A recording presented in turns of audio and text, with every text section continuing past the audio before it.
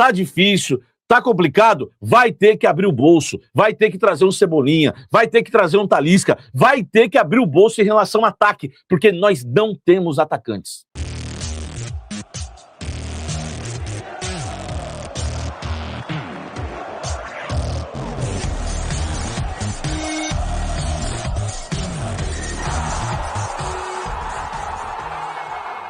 Quer matricular o seu filho ou sua filha numa escola bilíngue de respeito?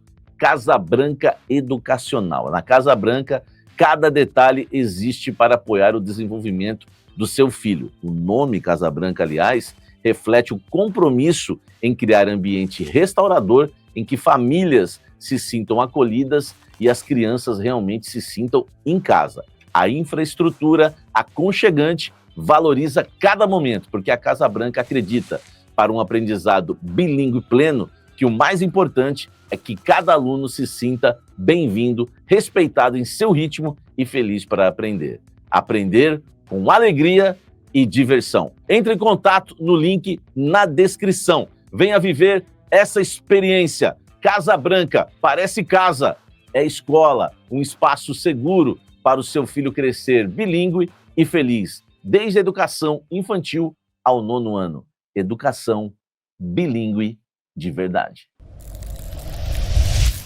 No final de 2024, eu trouxe para vocês, que vocês chamam de profecia, mas na verdade é experiência no futebol, de análise. Eu trouxe para vocês algo muito importante. Eu falei o seguinte, gente, o ano do Corinthians ganhar títulos com esse elenco é o ano de 2025, o ano que vai entrar agora. Eu falei no final de 24, quem me acompanha sabe. Porque esse elenco tem prazo de validade. O Fabinho Soldado contratou jogadores no meio do ano para uma urgência, jogadores que corresponderam, mas que não são jogadores a longo prazo. Não foram contratações a longo prazo.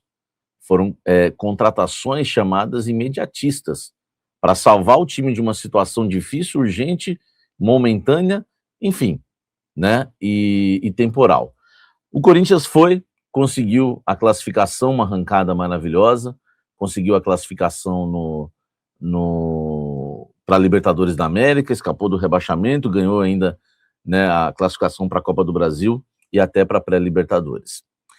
E aí o Corinthians começa 2025, eu falando para vocês, ressaltando que era o ano da gente ganhar títulos, porque esse elenco tinha prazo de validade.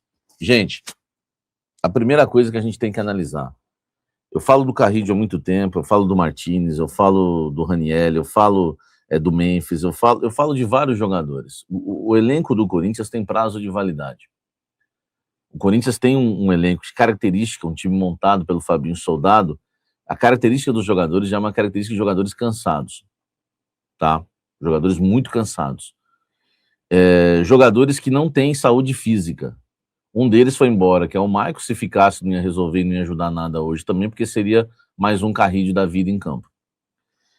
O Corinthians precisa de muitos reforços. O Corinthians contratou até agora entre 3 e 5 jogadores. O Corinthians contratou, eu falei entre 3 e 5 jogadores, porque o João Ricardo tem essa questão dos exames médicos, né? Deve estar contratado, mas eu nunca vi uma contratação dessa forma. Está lesionado, vai depender da recuperação, e o Caio César ainda não chegou. Então vamos falar de 3. Quais são as 3 que estão aí já? O Gabriel Paulista, o Matheus Pereira, que estreou bem hoje, o Gabriel Paulista, que não estreou mais ou menos contra o Red Bull Bragantino, e o Pedro Milas, que ainda não estreou, tá? O Corinthians precisa, sem brincadeira, de 10 reforços. Se o Corinthians fechar realmente 5 contratações, se as 5 contratações forem essas 3, mais João Ricardo e também o Caio César, o Corinthians não vai precisar mais de 7, como o Dorival falou na entrevista para mim na última terça-feira. O Corinthians precisa de mais 5. De 5 mais 5, 10. 10 contratações. Por quê? Porque o elenco do Corinthians tem prazo de validade. O elenco do Corinthians é ruim. O elenco do Corinthians é fraco. O time, quando todos estão à disposição, é bom. E aí, meu amigo, dá resultado, tá? Não adianta ficar sendo lunático, pedindo a cabeça do treinador, porque senão, eu vou usar uma frase em relação àqueles que estão criticando o Dorival Júnior, eu não estou aqui para fazer defesa do Dorival, eu estou aqui para ser honesto, e eu alertei vocês no ano passado, aqueles que queriam a queda do Dorival, Eu alertei para vocês terem paciência, porque quando ele teve os jogadores à disposição, o Corinthians conquistou, tá? O Dorival, ele armou um esquema e eliminou o Palmeiras. O Dorival armou um esquema e eliminou o Cruzeiro.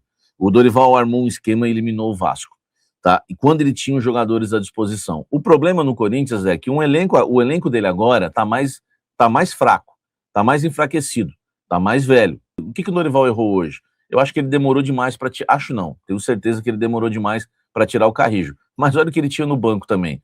Não vai mudar nada. Tirar o Carrijo e colocar outros, entendeu? Enfim, ele errou na questão do Carrijo. Ele errou na questão do Carrijo. Agora, vocês têm que entender que são várias competições, é um elenco limitado, só que é o seguinte, deixa eu contar uma coisinha para vocês. Estava ruim no jogo, estavam jogando muito mal Carrijo, Ranieri, Bidon e o André.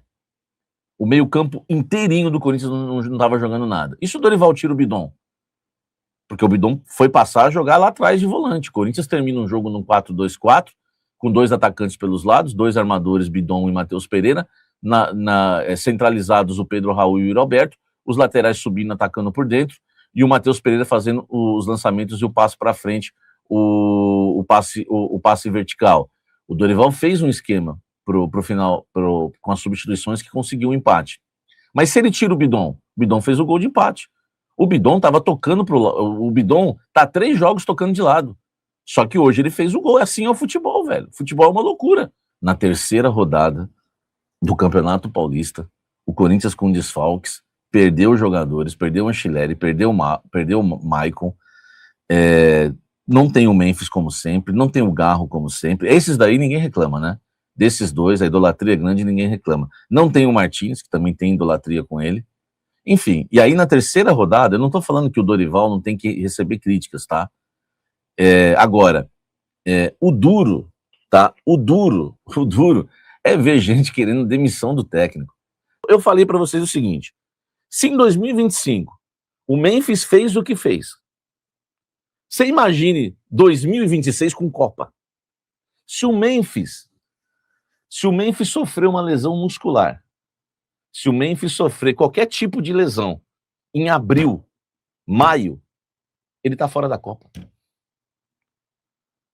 Ele tá fora da Copa. Hein? Ele tá fora da Copa. Você acha que o Memphis vai dar vida pelo Corinthians esse ano? Nós estamos amarrados com um jogador que é bom, que é o melhor jogador do Corinthians. Eu sei separar as coisas, tá? O Memphis Depay é o melhor jogador do Corinthians. O grande problema do Corinthians é que não tem atacante top. Nós temos que abrir o olho e entender isso. O Corinthians, o Yuri Alberto é um coadjuvante. Vou repetir 3 vezes. O Yuri Alberto é um coadjuvante. O Yuri Alberto é um coadjuvante. Se não tiver um brabo do lado dele, ele não joga nada. Vou repetir, o Yuri Alberto é apenas um coadjuvante. E se não tiver um brabo do lado dele, ele não joga nada, ele não resolve nada. O Yuri Alberto só começou a jogar bola no Corinthians quando o Memphis chegou. O Yuri Alberto não joga nada quando o Memphis não joga. O Corinthians não tem atacantes. Esse é o grande problema do Corinthians. Tá difícil, tá complicado, vai ter que abrir o bolso, vai ter que trazer um Cebolinha, vai ter que trazer um Talisca, vai ter que abrir o bolso em relação ao ataque, porque nós não temos atacantes. Não temos atacantes. E aí, meu amigo, você quer o quê? O time criou. Eu citei 3 chances na cara do gol no primeiro tempo. Mesmo sem jogar bola o Corinthians, hein? Mesmo naquele... Porque foi um jogo horroroso, né? É um jogo horroroso. Mesmo sem jogar bola, eu citei 3 chances criadas. O Mateuzinho perdeu na frente do goleiro, velho. Pô, era só ele tocar aqui, ó, nesse canto aqui, ó, no contrapé do goleiro. É que é fácil falar também aqui do ar-condicionado, mas perdeu. O Yuri Alberto perdeu sem o goleiro. O que ele tem na cabeça? O Yuri Alberto, cara, ele tem alguma coisa na cabeça dele que toda a cabeçada que ele dá, a bola sobe. Ele precisa ver esse calo que ele tem aí, alguma coisa, eu não sei o que ele tem na cabeça. Não tem Memphis, não tem Martins, não tem Garro e tem um elenco tosco. Tanto que o Matheus Pereira chegou e já foi o melhor do jogo. Tô exagerando? Posso estar exagerando. O Matheus Pereira, ele errou o primeiro passe, o primeiro lançamento, mas tentou. Porque o jogador que tenta, ele erra. O elenco é tão fraco, o elenco do Corinthians é tão fraco, mas é tão fraco, que o Matheus Pereira estreou hoje e foi o melhor do jogo do Corinthians em campo.